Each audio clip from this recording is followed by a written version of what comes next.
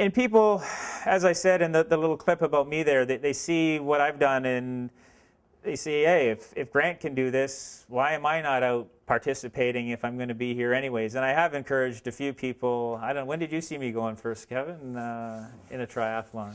A couple of years ago. And then Welland was the first one we saw. But it's going out and it's doing the sport. And I truly do enjoy it and getting out there and being part of it. But to compete at that level, as I said at the outset, and whether it's whatever challenges, having that determination, the dedication, the perseverance to overcome, to adapt in whatever you do. And that's what I find in everything I do. And it's finding the legs that work. Remember hacking around with just a basketball with some kids, because I was showing one of my new friends here, I met over here, I've got the rotator here, which allows me to do some fancy things with my knee. But if you want a good pivot foot, you know, if you're playing basketball, you know, you can just go all the way around like this too. So, you know, got to get one of these. You can wait till you go to that next dance and you have these new dance moves. It's but it's making the best out of situations. As I mentioned, life's full of challenges, but it's making the best out of them and adapting. And there's ways to adapt. And if you're willing to make the best out of a situation, adapt, and give things your best, you can accomplish a lot of things in life. And I've accomplished a few things so far, and I still plan to do more. And it's just one step at a time moving forward, having that attitude, having a positive attitude. And as I walk through this building earlier today, I see a lot of great staff, and the patients are there working hard. Everybody here seems to have that positive attitude. It's been wonderful to be here, and thank you for sharing the afternoon with me. Thank you.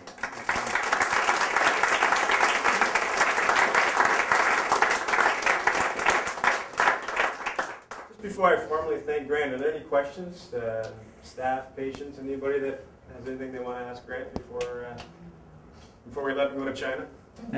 Are you still teaching high school? I still teach high school at Parkside. I've been at the same school for 22 years now.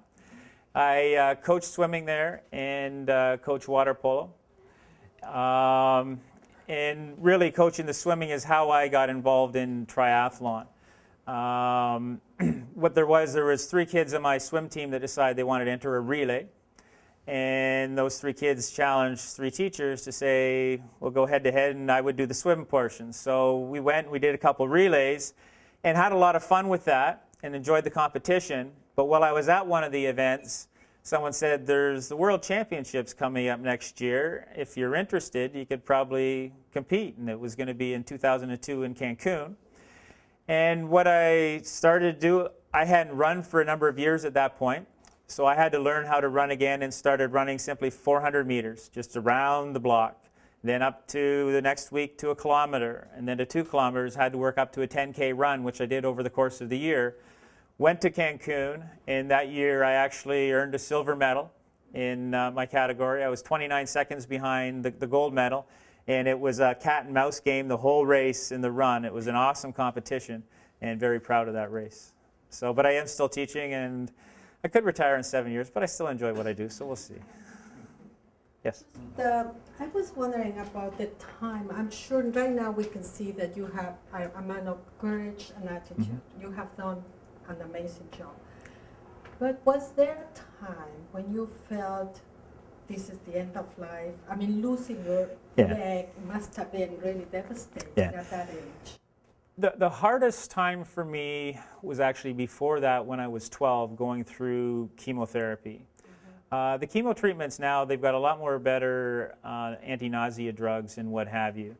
When I was 12, we're going back 35 years ago now. And it was 2 years of chemo. My treatments were basically 3 days of treatment, then I'd have 4 days off, 3 more days of treatment, 4 days off. Then I'd have 5 days of treatment, and then about 9 days off. And I went through that cycle for 2 years. It was horrendous. And I remember sitting those times as I was vomiting, thinking, why me? It was tough. But I said to myself, I'm going to get through this, and it's going to make me better, and I'm going to get there. So, but when I wasn't sick, I was feeling good, and I went out and did the things that I enjoyed and made the best of it.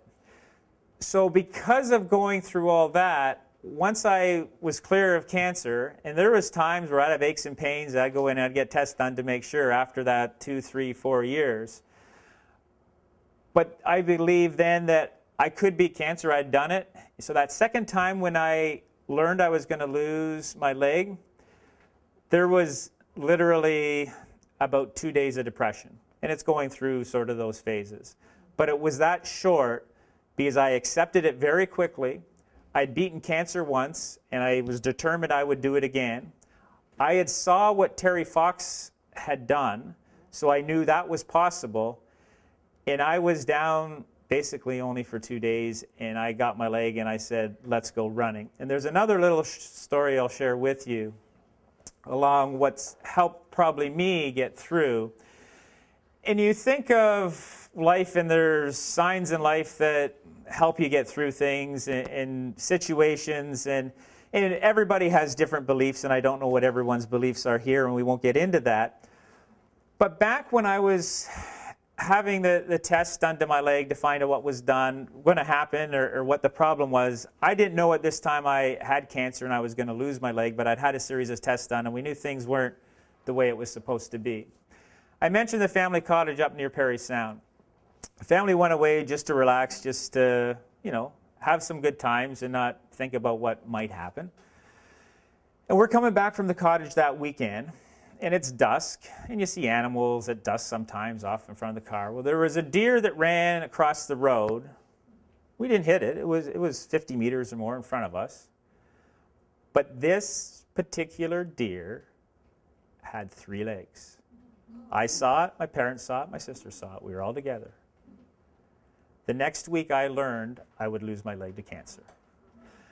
I thought, if that deer can survive out there, hey, I can get an artificial leg like Terry Fox. What's going to hold me back? So that was a sign to me from something saying, hey, you're going to be okay. I am a shepherd, so you can see a sign from God. Okay. Exactly. But whether, exactly. So there are signs. So please share that. And it was a sign to me that things are going to be okay. And it sure helped me believe that, so something's working out there. It does. In many different ways and what have you. So, yeah. Yes? The swimming and the biking seems kind of something I would want to try, but the running, it looks really painful. Like, does it hurt? It doesn't. Now, the key to that is getting a socket that fits, right? It's having a good fitting socket so there's no pain. And I do talks from time to time at schools, and that's one of the questions the kids will ask, like, what's the leg feel like when it's on? Well, to me, it feels like you're wearing shoes. Do you want it on all the time? No, you don't sleep with it on, obviously. You take it off when you sleep. But it's more comfortable. Like if you can wear it barefoot in the house, you'd rather walk barefoot, right? But my socket, I have no pain or discomfort in it whatsoever. Say that even Terry Fox, he was like bleeding at the end of the day. Yeah. What he was doing was absolutely amazing, incredible. You've got to think of what the Ironman, and he's going 10 steps beyond that because he was running basically a marathon a day, 42 kilometers a day. And the challenge with that, and especially with the technology back then in socket design, it couldn't adapt to his stump because I'm just going out and say running 10K in an Olympic distance triathlon. Over the course of 10 kilometers, I know the dehydration that goes on in my body, and now my socket's fitting a little loose, and now I'm getting pistoning, and that's in 10K. In 42K, it's going to be that much more. But the socket design, and now like with silicone sleeves and that, people are having less and less discomfort and able to run marathons and what have you. Even like above knee amputees now are doing Ironman and running marathons. But it's getting the good fit. And it's going to the prosthetist and saying, nope, this isn't right. Get it right. Because there's no reason that you should be going through pain. It seems like a lot of your motivation is like internal, which is a gift. I think not all of us have that of it. Like, so you were gifted with that. But like, was there anyone along your way that really said, you can do this? That you were like, well, they believe in me and I know it myself, that helps? It would be my parents told me that sort of thing. So it would be my parents were there for me. But it gets back to, and I've said it before today, like it's Terry Fox, seeing what he was done. It was just seeing what was possible. But my parents always gave me the positive attitude as well and pushed that forward. And my wife is still sometimes amazed at how positive I can be with everything that I've been through. But yeah, it's become me, and part of maybe what I do is I'm a very busy person as well, and by keeping busy, it keeps me going and motivated as well internally. But it's finding things that you enjoy that makes things work, and it's finding the passions and things that you believe in and going out and doing them. By sitting around and watching TV, sitting on the couch doing nothing, it solves nothing. Like, by thinking about what you can't do, that doesn't help move anything forward. Instead, I look for the opportunities. What can I do? What can I make a difference in? What can I enjoy? And those are the things I grasp. Is it a gift? Yeah, maybe it is. Something's made me like this. I don't know if I was like this when I was 12, but going through those challenges I had and having cancer back when I was so young, it made me realize that life is short. Let's make the best of it and go out and enjoy it, because we don't know how many years we have, so make the best of it, enjoy every day. And that's the way I live life, enjoying every day as best I can. Okay. Along the lines of this support that you received, is there a club that you train with, or do you do your training by? I do most of my training by myself. With the swimming in particular, though, there's a group of us that have got together at one of the pools, and it's like our self-claimed masters group that I swim with. I do have a number of people I do ride with time to time on the bike. I would do probably 2 out of 3 rides on my own, though. And running, because my running is so unique, I tend to run on my own. That being said, once in a while, my wife and I will go run together, and depending where she's at in her running season, sometimes I make her work, and that ticks her off. So it's good for us, my wife and I, to motivate each other. My children are 14 and 17. My son's 14, my daughter's 17. So our kids are now at the age where we can get out and do runs and training things together, my wife and I. And finally got her a little better road bike just 2 weeks ago, and she's actually going a couple kilometers faster, and she just sat in my draft zone the whole last time we were out there. So I said, awesome, because now she's going to make me work harder. That's what I wanted. So, yeah. Yes? Do you drive a car? I do. Hand controls or? No. It came quite naturally, in that little rotator is the thing that makes it so easy. Because basically I just drive with my left foot, and with the rotator I just swing my leg underneath, and away I go. And the adaptation to get used to it, it was out in the car twice, and it didn't feel unnormal again.